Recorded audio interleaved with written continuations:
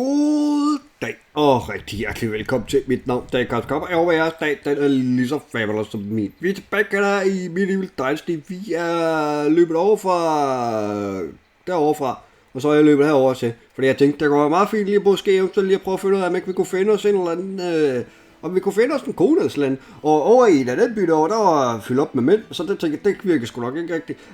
Så derfor så tænkte jeg, så løb vi lige herover til, og så kiggede vi, om der ikke var nogle ladies herovre. Der var faktisk helt 3 stykker. Der er Lutgard, og der er Meryka, og der er Granada. Og det synes som om, at de er sådan rimelig okay. Og så sidder jeg lige og kigger på, ved du hvad, kan vi ikke lige snakke vi skal ikke bruge ild, vi skal bruge... How is life treating you? Hello stranger, affection, -0. I've been running around the valley for some times now. I'm still looking for a place to settle through that can be done for you. Have you heard anything interesting lately? Of course, I heard someone has a quest for you there, okay. Small talk. What has been on your mind lately? I have spent most of my life in this wondering if there lies beyond the mountain ridge, but my caution tells me killed the cat. Okay. Hvordan går det ind? It's all been much work doing autumn harvest and winter preparation and can be exhausting, especially if you get sick. I've been catching a cold every fall since I was born. Okay. Could you tell me something about your skills? I'm really into tracking prey since it's unpredictable and thrill events. Even hunting does anything give you a hard time? I don't have enough strength to chop or mining. I'd rather leave the labor for someone else. Okay, back. Farvel, hun er 27. Jeg er ingen anelse ad. Hvad med dig, Lutgard? Hello stranger. Okay. Har du hørt noget spændende her på det sidste? Someone needs your help. For small talk.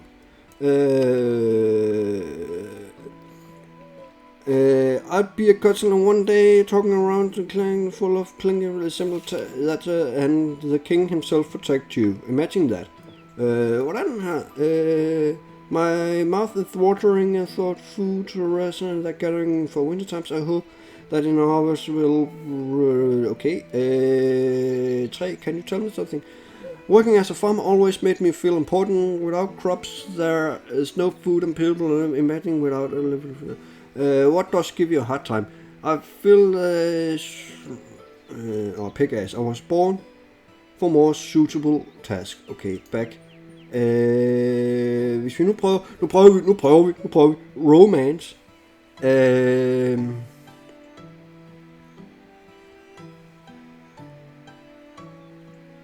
Okay, I got you something. Det har vi ikke. You seem very interesting. Can I ask you something? Today is pretty tiresome for me. The food full nevertheless. How was you doing?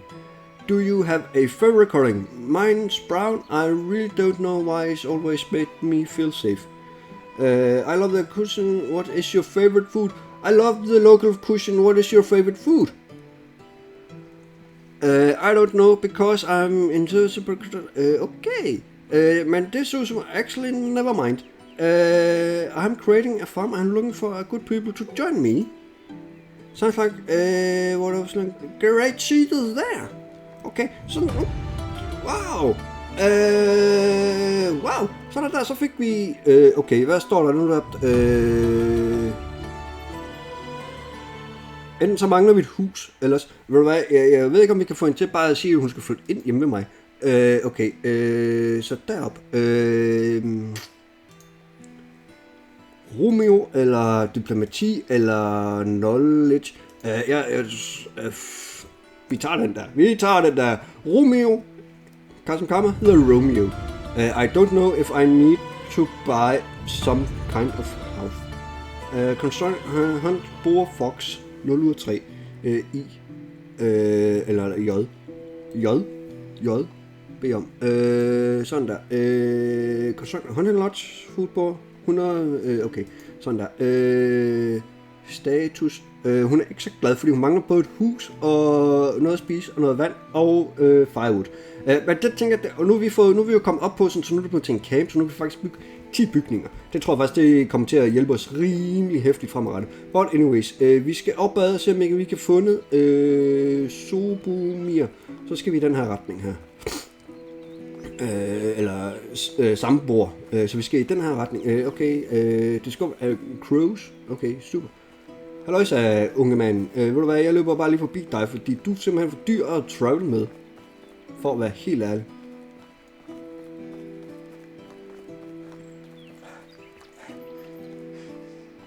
Hawk. Det kunne faktisk være meget fedt, hvis man kunne få sig en hawk som, som jagtdyr.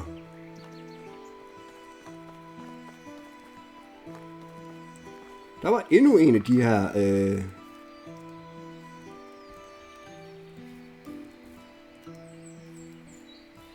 Men for en gang skyld, så var der ikke noget diller eller værk. Det var lidt noget træls. Det var lidt noget gøjl. Øvebøv for mig. Der var endnu en kanin. Men jeg tror ikke, vi behøver ikke lige at jage lige pt. Og der var faktisk 2 kaniner. Der var mange kaniner. 3 kaniner. Mange kaniner. Men den sagde også, at der var et... okay, så der var hunt og boar. Jeg er lidt i tvivl af, hvor mange spyd sådan et vildsvin skal have. Så det kan godt være, at vi lige skulle overveje.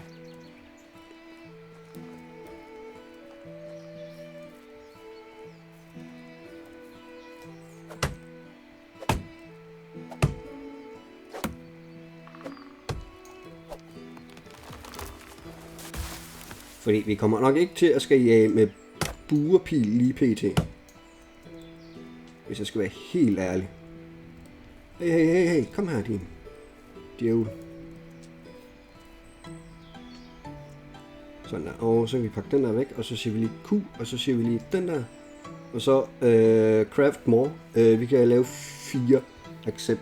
Så vi laver lige 4 spyd, så har vi 6. Det satser jeg lidt smule på. Det er måske eventuelt, burde være nok. Hvad ved jeg?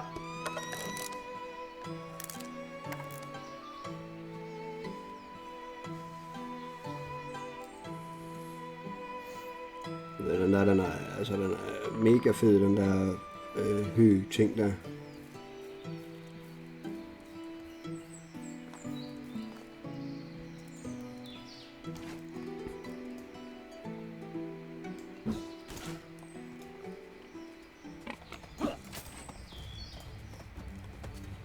kræver selvfølgelig, at vi rammer.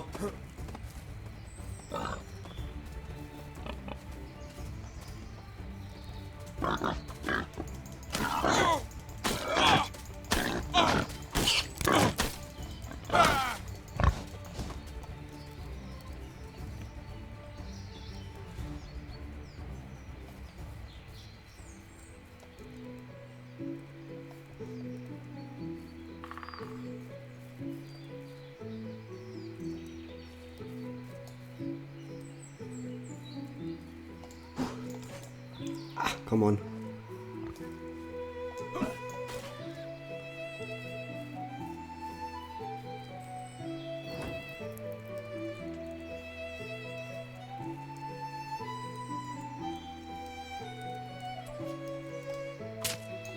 Forkert knap.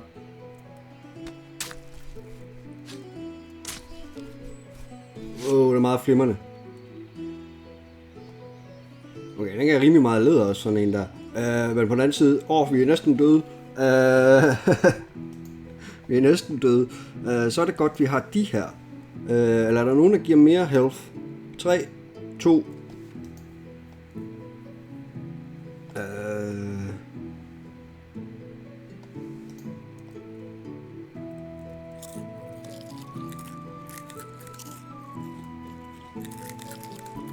Noget siger mig, at vi skal ikke have dem så tæt på. Hvis jeg skal være helt ærlig.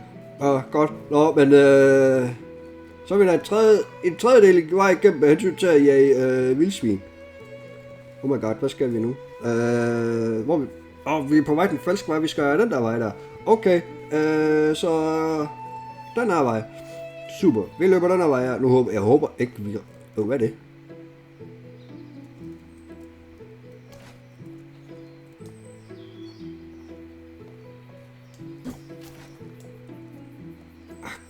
Dammit.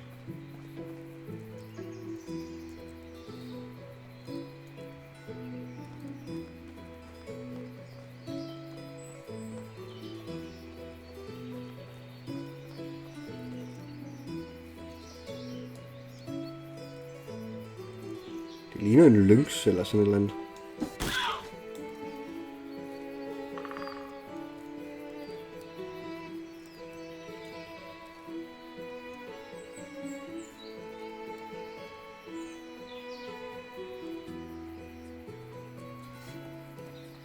Det er fint nok, den laver et blodspurt der, men hvis den så også...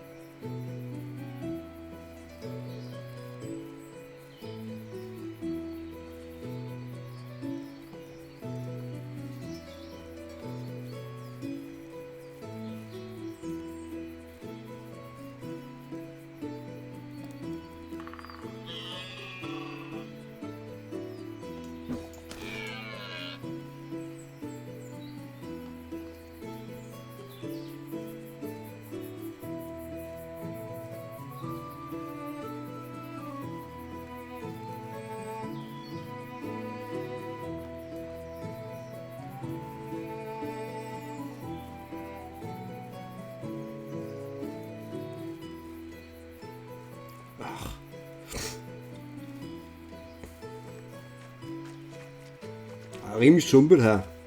Nå, okay. Men vi... Jeg går ud fra, at man kun får penge eller point, hvis at det lykkes at ramme noget. Eller dræbe det.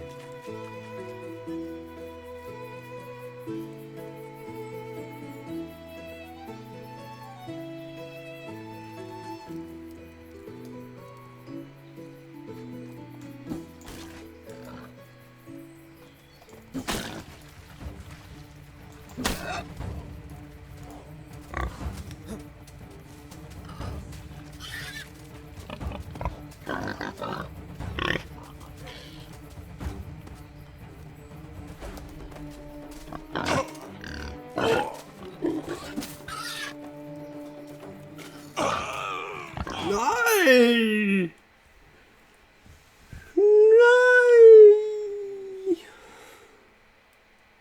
Nå, der er ikke meget at gøre ved. Nå, det er ikke så... Det var ikke så godt, det der lige skete der.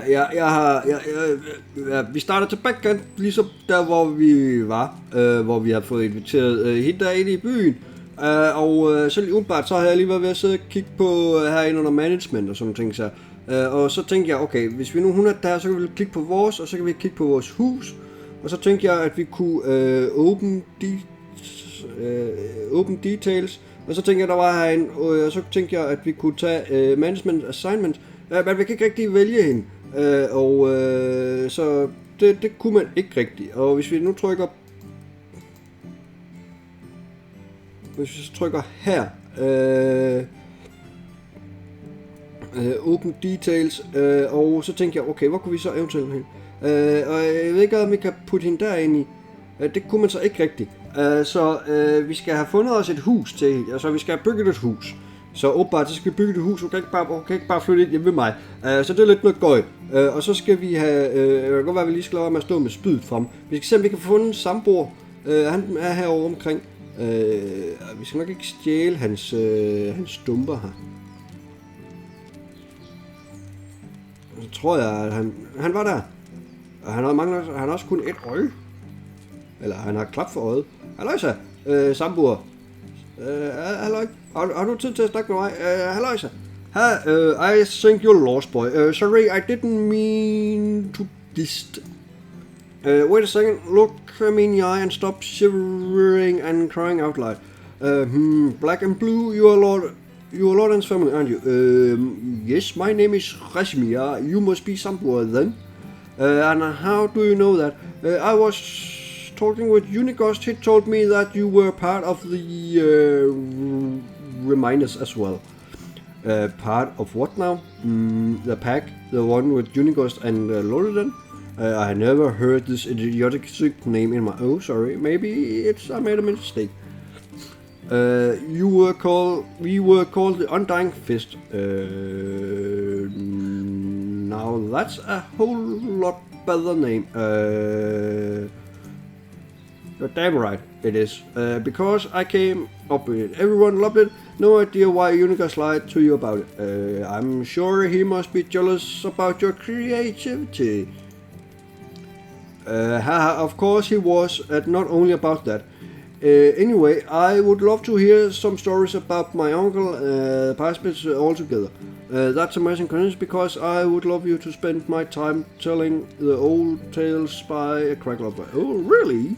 No, leave my property and forget where it is.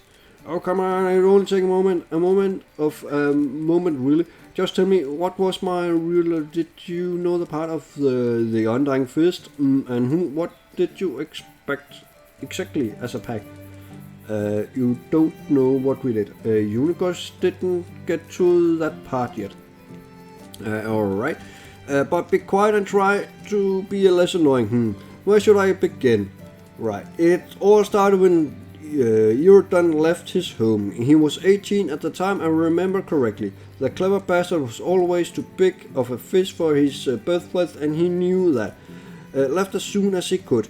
But cleverness at much young age always means two things. Being arrogant and hot-headed.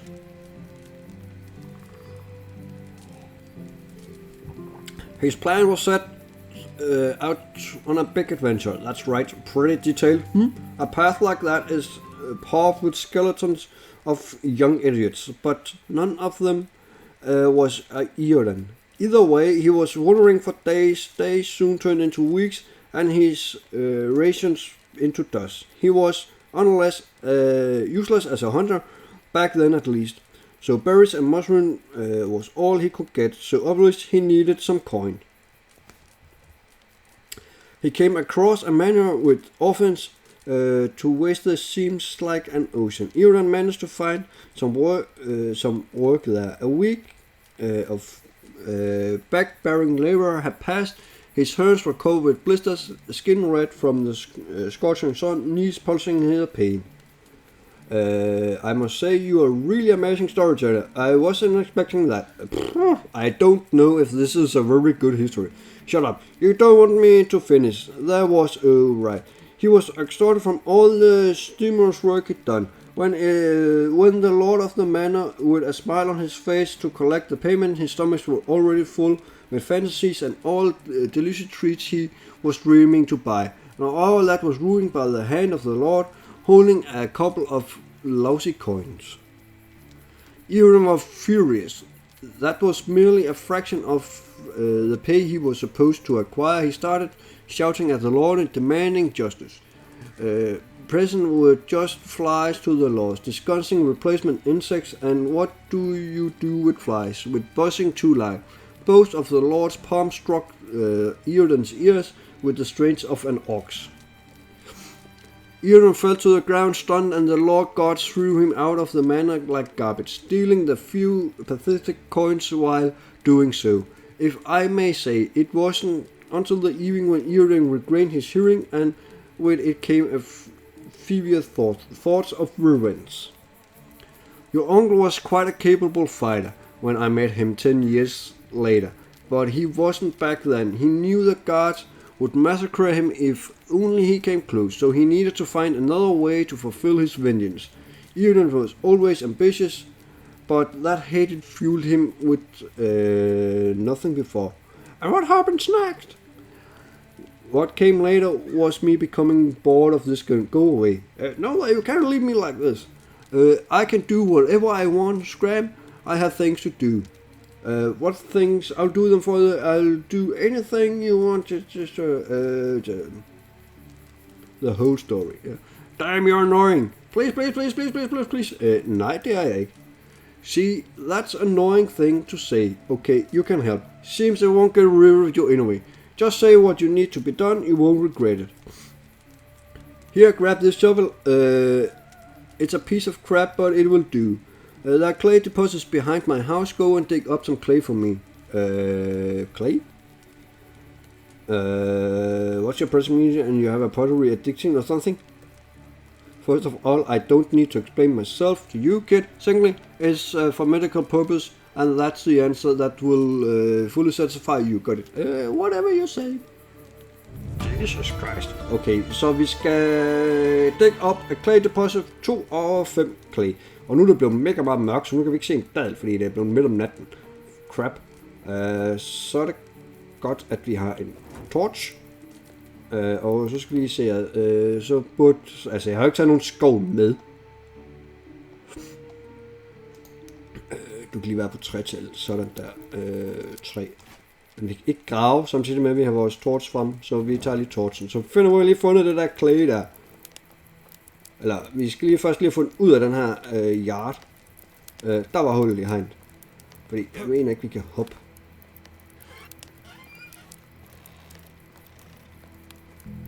Her var i hvert fald clay deposit.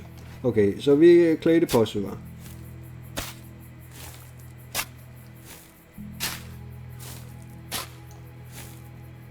You are carrying too much. Ja, det er godt med dig. Nej! Tag den. A strange deer figurine. En mere. En mere. Er der flere af dem?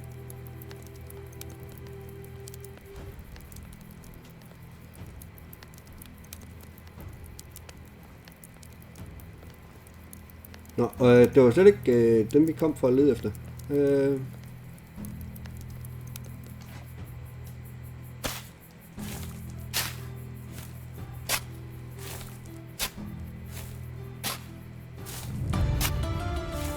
det er fint, det er fint. Jeg skal lige se noget.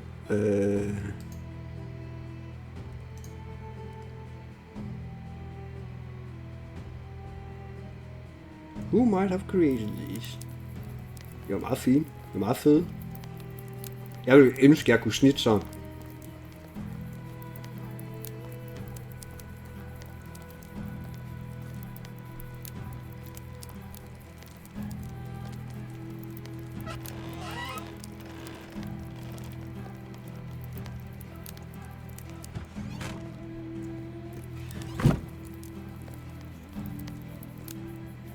Meget cool ud det der. Men nu har han sikkert gået ind for Alex til at sove eller sådan noget andet guy. Her er dit, hvad vil du? Her er dit, kan du slutte din historie? Alright. So you already said you was much of a fighter back then. He didn't have any money, nor connections, but he had one thing, an usable ability. And you see, from an early age, Euden was exceptional good liar. No sweat palms, no voice cracking, no telling, really calm, steady, breathe, eye contact, hell all the way. He eventually managed to handle any kind of pressure, even in the craziest situations, but it wasn't that the first. He felt no pressure lying, no stress at all. It was natural for him as breathing. He was absolutely no remorse. That's very interesting, and all what's happening with the Lord. I swear, you little brat, interrupt me one more time and I will meet my wrath. Relax, big guy, I'm all ears. He came up with a plan so immensely boring and unrealistic that it really hard to believe that it worked so perfectly. At first, he convinced the nearby town tailor to sew him a whole set of clothes worthy of the most wealthy nobleman, the finest of fabrics, silken threads, you name it, horrendously expensive. So how did he manage to afford it, you ask? It's simple, he didn't pay for it. So he stole it. I said no such thing. Iron wasn't a theme, not in a traditional way of the word at least. Apart from that, did I finish that damn story?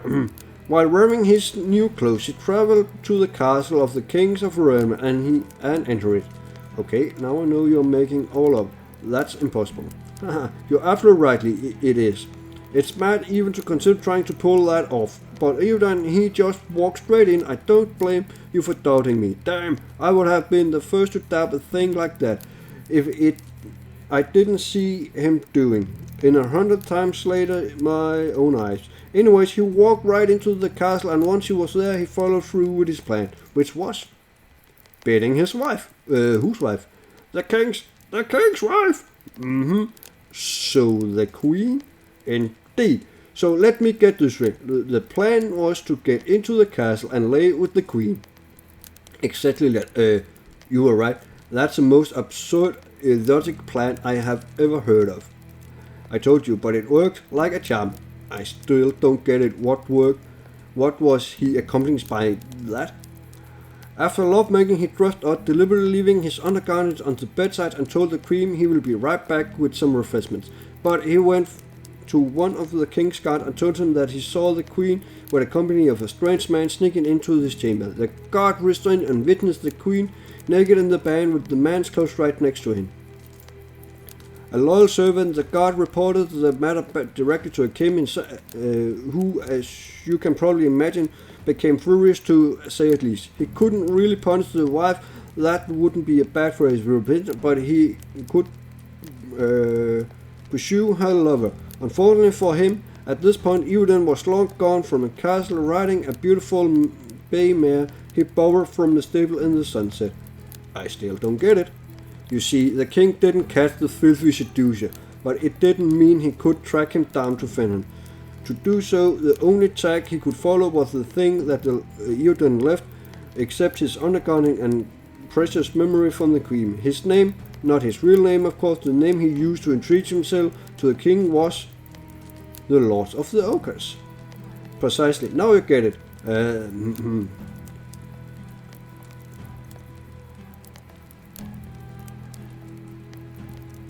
That's incredible. The Lord's head must have left the company of his bodily prop.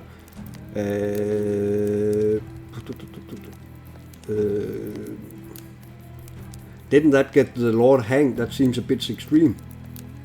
He didn't get killed. That wouldn't be Eoden style. The queen begged for his life to be spared, so the king threw him into the dungeons where he spent all of his days he had left. Eoden was amazing. All that with just the power of his wits and speech. I surely shoved the Lord that he shouldn't have wronged him. Don't get the wrong idea about the reason Eoden didn't get through all of that just because of what the Lord did to him. You see, the Lord was a cruel, merciful brute. He mistreated all of his subjects, kill for fun, rape for sport. People used to call him laundry man because one of his habits was drowning his bastards in the lake right after birth. Unlike unwanted... Okay. Det er rimelig dystert der. Eoden needed to stop him, and he did.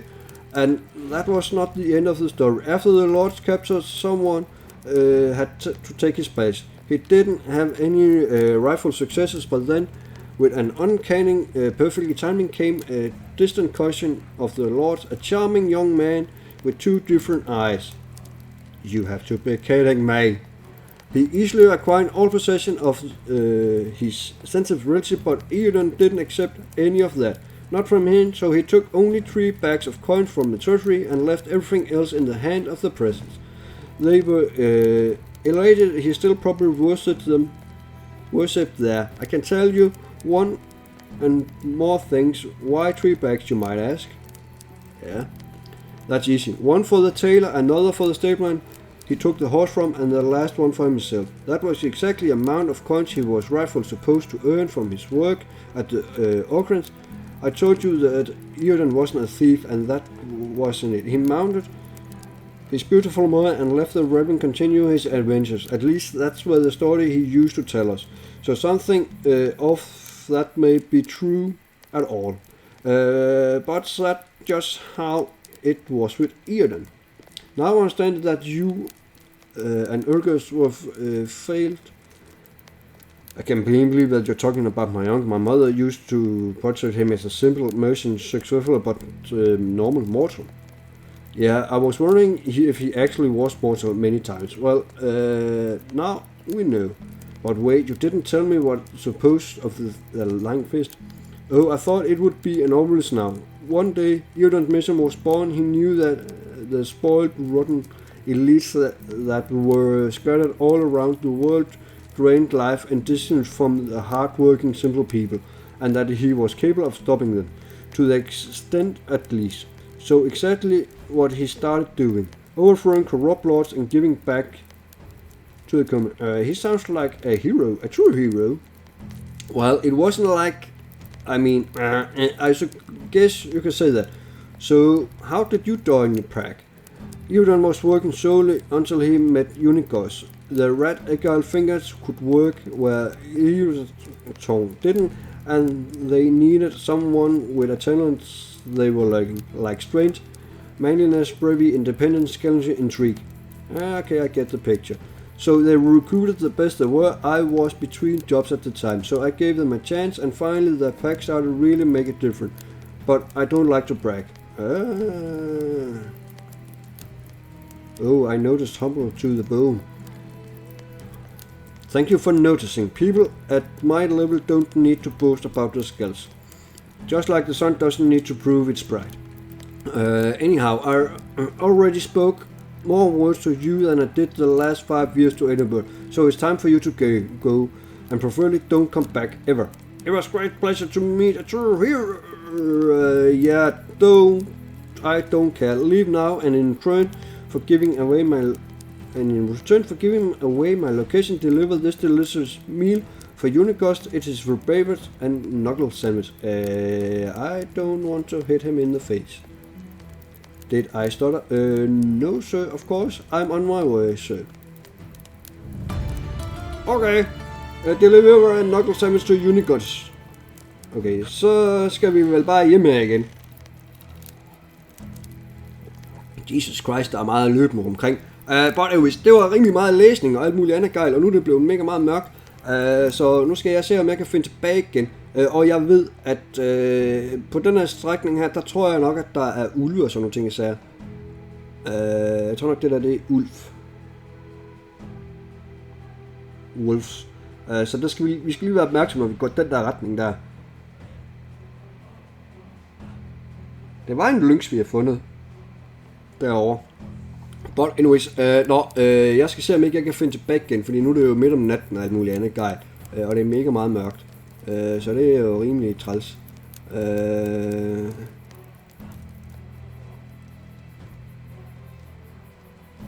But anyways, det var rimelig meget læsning og sådan nogle ting, jeg sagde. Vi satte så på, at vi kan komme forbi her, uden at blive spist af en ulv.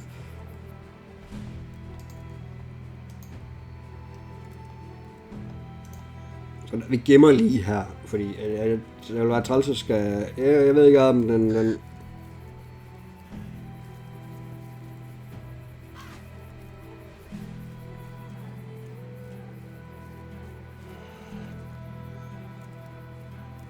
Der.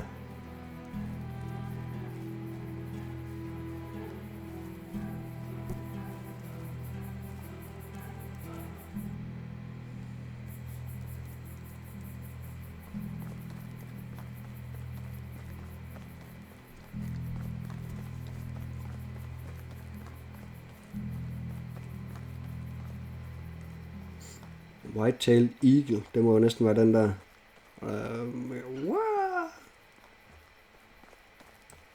Don't kill them.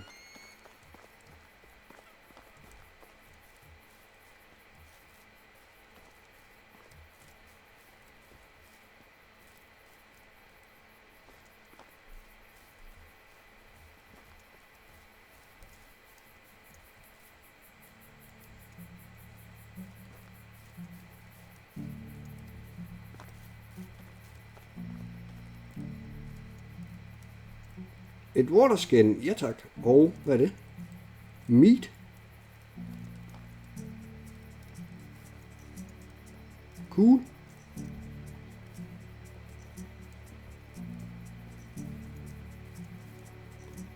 Waterskin, der mener jeg, der kan vi have vand i.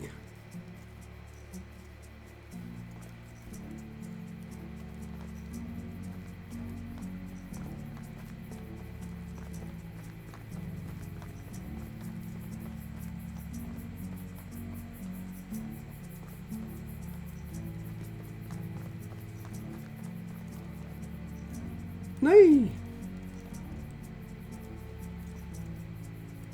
Når de bare ligefrem bare lige ligger. Men vi er rimelig meget overcombat. Hvorfor er vi monstro det? Det er nok her nogle ressourcer. Vi har en ufattelig masse. Vi har en masse sticks. Vi har det der rye grain. Vi har alt det der.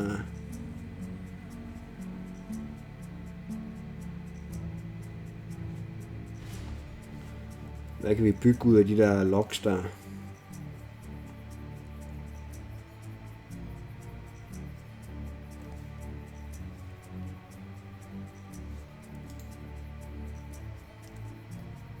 Jeg ved ikke om de vejer mindre.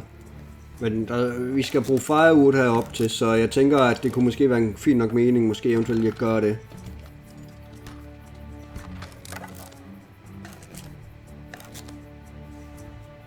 Det hjalp ikke så meget. Okay, but anyways.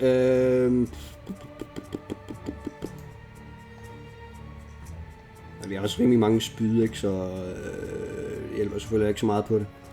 Nå, jeg tænker vi... Der var rigtig meget historie. Nu ved vi en lille smule mere omkring vores onkel Iridan og det her pack med alle de her folk her. Vi skal have sikret os, at vi får bygget os et hus til vores nye dame. Vi skal have noget firewood ind i hendes hus. Vi skal have noget mad derind. Vi skal have bygget et eller andet sted, hun kan komme i gang med at arbejde. Jeg tror, vi kan bruge hende som jæger. Der står, at vi skal bygge os et honey lodge. Og det giver sådan set fint nok mening at få fikset det. Så det tror jeg sådan set, det må næsten blive noget af det næste, vi sådan ligesom får styr på. Og så skal jeg lige finde ud af, så skal vi have jagtet nogle vildsvin, og vi skal have jagtet os nogle ræve. Jeg tror, det giver mest mening måske rent faktisk at jage de der vildsvin. Fordi så får vi lidt mere mad og sådan nogle ting, så ud af det. But anyways, hvis I rigtig godt kunne lide det her afsnit her, jeg ved godt, der var rigtig meget snak og alt muligt andet gejl i forbindelse med det her afsnit her. Men sådan er det en gang imellem åbenbart. Og jeg håber naturligvis stadigvæk, at I har nydt det. Det ser ud som om, at vi rent faktisk kommer forbi Unicode, så vi kan måske eventuelt aflevere sådan en knuckle sandwich til ham på vej. Så det må vi lige se til, hvordan vi eventuelt gør det. Men det er, sådan er det. Sådan er det. But anyways, hvis jeg har nogle kommentarer eller et eller andet til det, som vi har sat og foretaget i dag, så er I naturligvis rigtig hjertelig velkommen til at komme med dem. Hvis I er spredt ned til min kanal, så rigtig hjertelig velkommen til at huske at trykke på den der lille røde knap, hvor der står abonner på, og når jeg trykker på den lille røde knap, hvor der står abonner på, så husk også at trykke på klokken lige ved siden af, så er I nemlig sikker på, at I får en besked hver gang, at der kommer en ny video fra min side. Hvis I har nogle kommentarer eller et eller andet, eller har nogle idéer til, hvad vi eventuelt skal kaste os over, så er I naturligvis som sædvanligt altid også rigtig hjertelig velkommen til at komme med dem. Hvis I er... husk at like og alt muligt andet gejl. Det vil jeg sætte enormt stor pris på. Det hjælper nemlig kanalen her en lille bit smule mere, sådan fremadrettet. Og så tryk der så meget at sige mange tak, fordi I så med. Og indtil næste gang kan I huske at passe rigtig godt på jer selv og på hinanden. Mit navn det er Kcaam Karma. Vi ses til meget mere. m.fl Dynasty.